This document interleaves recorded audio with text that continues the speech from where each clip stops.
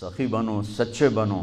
اللہ کو بخیل سے محبت نہیں ہے اور سخی سے تعلق توڑتا نہیں اور بخیل سے جوڑتا نہیں. ایک دفعہ شیطان نے ایک بنی اسرائیل کا واقعہ، ایک آدمی سے ملاقات کی تو اس نے کہا شیطان سے ایک راز کی بات تو بتا دے. کہنے لگا کیا؟ کہ تیرے یار کون ہے، تجھے پسند کون؟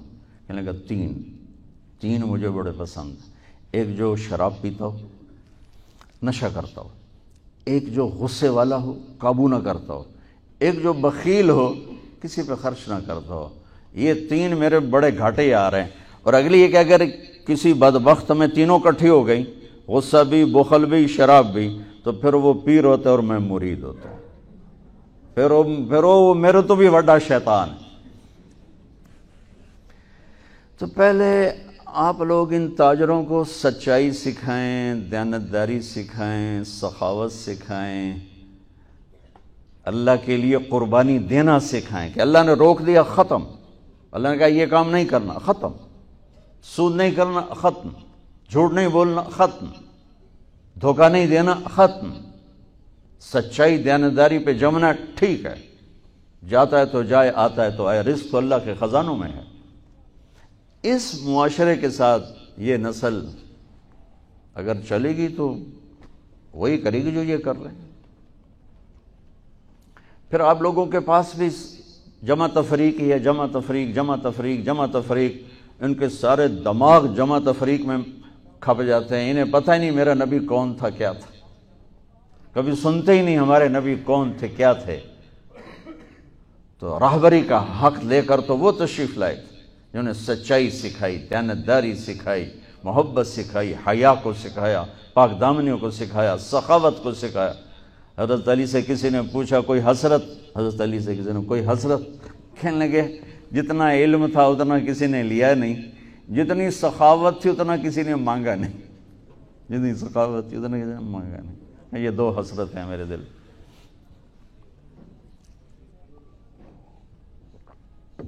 تو اللہ کو سخی پسند ہے، مال خرچ کرنے والا پسند ہے، مالدار ہو. اچھا ایک ہوتا ہے بخیل. اللہ کہتا ہے بخیل جہنم کے قریب، اللہ سے دور، لوگوں سے دور، جنت سے دور. سخی اللہ کے قریب، جنت کے قریب، لوگوں کے قریب، جہنم سے دور، اللہ کا پیارا. جب بنی اسرائیل نے بچھڑے کی پوجا کی تو اللہ نے کہا سب کو قتل کرو، سارے. جب سامری پکڑا گیا جس نے شروع کروائی تو اللہ تعالیٰ نے اس سے سفارش کی، اے موسیٰ سامری کو چھوڑ دے. کہا یا اللہ سامری کو چھوڑ دوں؟ اسی نے تو بچھڑا بنایا، اسی نے تو یہ شرک کروایا، تو کہتا سامری کو چھوڑ دوں. تو پتہ ہے اللہ نے کہا موسیٰ یہ کمبخت سخی ہے اور سخی کو قتل کرنا مجھے اچھا نہیں لگتا، میں نے آپ ہی مار دوں گا، تو اس کو چھوڑ دے. اس کا کفر تھا، نفاق تھا، لیکن سخاوت اس کو قتل سے بچا گئی. تو مالدار اس اللہ نے زکوٰۃ ادنا درجہ ہے، زکوٰۃ ادنا درجہ ہے سخاوت کا. زکوٰۃ دینے سے آدمی بخیلوں سے نکل آتا ہے اور سخیوں میں داخل نہیں ہوتا، بیچ میں آ کے کھڑا ہو جاتا ہے. اس پر بخیل کا لیبل بھی نہیں اور اس پر سخی کا لیبل بھی نہیں، درمیان میں آ جاتا ہے. ایک دفعہ خسرو پرویز کے دربار میں نے ایک مچھیرا مچھلی لے کر آیا، اس کو بڑی اچھی لگی. انہوں نے کہا اس کو 4000 درہم دے دو، کہیں یہ 4000 دینار دے دو.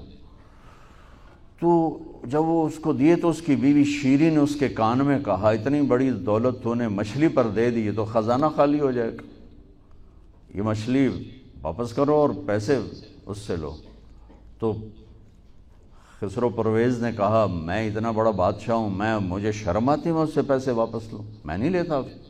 وہ کہنے لگی میں تمہیں طریقہ بتاتی ہوں، تم اس کو بلا کے پوچھو یہ مچھلی نر ہے یا مادہ. وہ کہے گا نر ہے تو تم کہنا ہمیں مادہ چاہیے تھی، واپس لو ہمارے پیسے دو.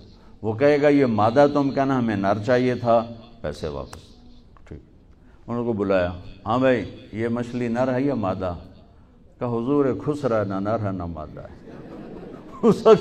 4000 اور دے دو. بیچ کی چیز. میں نے کہا نا زکوٰۃ دینے والا سخی نہیں ہوتا, سمجھ رہے ہو, زکوٰۃ دینے والا بخیل بھی نہیں ہوتا, سخی بھی نہیں ہوتا. بخیلوں سے نکل جاتا ہے, سخیوں میں انٹر نہیں ہوتا.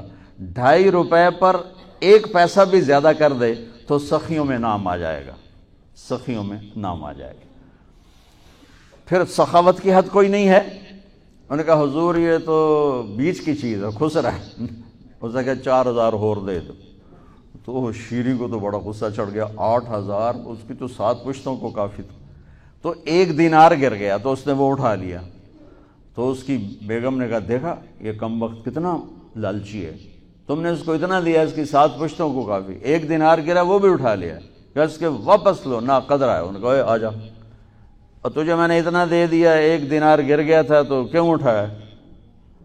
کہا حضور اس پہ آپ کے نام کی مہر تھی, کسی کا پاؤں پڑ جاتا تو بے ادبی ہوتی, میں نے اس لیے اٹھایا. انہوں نے کہا 4,000 اور دے دو. تو بچوں ان تاجروں سے کہتا ہوں سخاوت سیکھو. پہلے یہ سچائی سیکھیں, پہلے یہ دیانتداری سیکھیں, پہلے یہ اللہ کو رب مان کر اپنی بنیادوں کو, اپنی تجارتوں سے سود نکالیں, جھوٹ نکالیں, 2 رجسٹر نکالیں, دیانتداری پر چلیں. اللہ کی قسم زمین آسمان کے دروازے اللہ تعالیٰ کھول دے گا. اور غریبوں پر خرچ کریں کہ اللہ تعالیٰ کو پسند ہے. اللہ چاہتا تو سب کو مالدار بنا دیتا, لیکن بعض کا حاجت مند بنایا کہ اللہ کو دینا پسند ہے, اللہ پاک کو محبوب ہے سخاوت. ایک صحابی آئے, یا رسول اللہ ضرورت مندوں کو میری مدد فرمائیں. تو آپ نے فرمایا ابھی تو میرے پاس ہے نہیں. اس نے کہا تو میں لے لیتا ہوں کسی سے, پھر آپ میری جگہ بھر دینا. آپ نے کہا ہاں ٹھیک. تو حضرت عمر پیچھے سے بولے یا رسول اللہ یہ کیا بات ہوئی, آپ کے پاس ہے آپ خرچ کریں, آپ کے پاس ہے نہیں اور آپ اس طرح لوگ آپ کے نام پہ قرضے اٹھائیں پھر آپ دیتے پھریں, یہ نہیں کرنا چاہیے. تو پیچھے سے ایک اور صحابی تھے عبداللہ بن حذیفہ, ان کا یا رسول اللہ انفق ولا تخش من ذی العرش خلالا, یا رسول اللہ خرچ کریں اور عرش والے سے تنگی کا ڈر نہ کریں. تو آپ مسکرائے. آپ نے کہا مجھے اللہ نے اسی بات کا حکم دیا ہے کہ میں خرچ کروں اور عرش والے سے تنگی کا ڈر نہ کروں. بہرحال بچوں سچ سیکھو. یہ تمہاری, میں درد سے کہتا ہوں کہ ہمارے تعلیمی ادارے نہیں ہیں, کاروباری ادارے ہیں. یہ بچوں کو علم نہیں دے رہے. اور تم بھی کوئی طلبہ نہیں ہو, تم بھی ڈگری والے ہو. تمہیں ڈگری چاہیے یا نوکری چاہیے, میں تجھے انگوٹھے چھاپ ہو. تمہیں علم کا شوق نہیں, انہیں دینے کا شوق نہیں. انہیں بھی کمائی کا شوق ہے اور تمہیں صرف جاب اور ڈگری کا شوق ہے. نہ تم میں کوئی علم والا ہے, نہ وہ عشق میں رہیں گرمیاں, نہ وہ حسن میں رہیں شوخیاں, نہ وہ غزنوی میں تڑپ رہی, نہ وہ خم ہے زلف ایاز میں. دینے والوں کو دینے کا شوق نہیں, لینے والوں کو لینے کا شوق نہیں. علم تو مر مٹ گیا ہے. وہی قوم سر اٹھا کے زندہ رہے گی جن کا علم اپنا ہوگا. تمہارا علم تو باہر سے آتا ہے.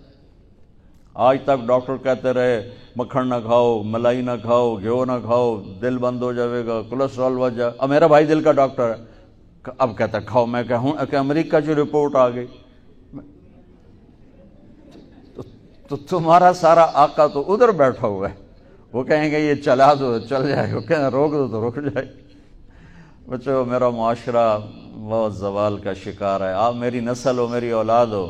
میں بہت تھکا ہوا تھا, مجھے نعیم بھائی نے رات کہا, میں نے کہا ایک تو تیری مجھے بہت ہے عزت احترام کہ میں انکار نہیں کر سکتا, دوسرا یہ میرے اپنی اولاد ہے, اللہ کرے کوئی ایک بھی سچ بولنے والا ہو گیا اور کوئی ایک بھی دیانتداری والا ہو گیا تو چلو میری آخرت, میری قبر ٹھنڈی کرنے کا سبب بن جائے گا. جس قوم میں سچ ہوتا ہے انہیں کوئی ڈبو نہیں سکتا. جس قوم میں دیانتداری ہوتی ہے انہیں زوال نہیں آ سکتا. جس قوم میں انصاف ہوتا ہے ان پہ سورج غروب نہیں ہوتا.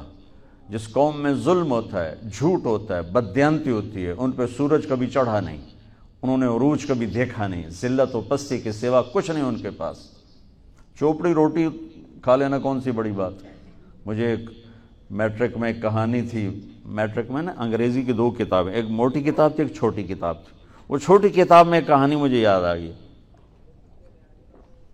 ایک شہری کتا جنگل میں جایا کرتا تھا، تو اس کی نا جنگلی کتے سے دوستی ہو گئی۔ تو جنگلی کتا تھوڑا ماڑکا جو ہڈیاں نکلی ہوئی ہیں، شہری کتا موٹا تازہ۔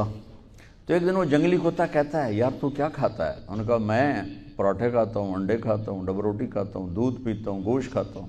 ان کا یار میں تو نام ہی آج سن رہا ہوں، میں نے تو کبھی کچھ کھایا ہی نہیں ہے یار، میں نے بھی لے چل، میں بھی کوئی کھاوا کو، میں بھی موٹا ہوں۔ انہوں نے کہا آ جا۔ تو وہ اس کو لے کے چلا، تو جب جنگل سے نکلے تو روشنی میں جنگلی کتے کی نظر پڑی گلے میں پٹا، تو وہ کتا کھڑا ہو گیا، کہنے لگا میرے بھائی اے کی ہے۔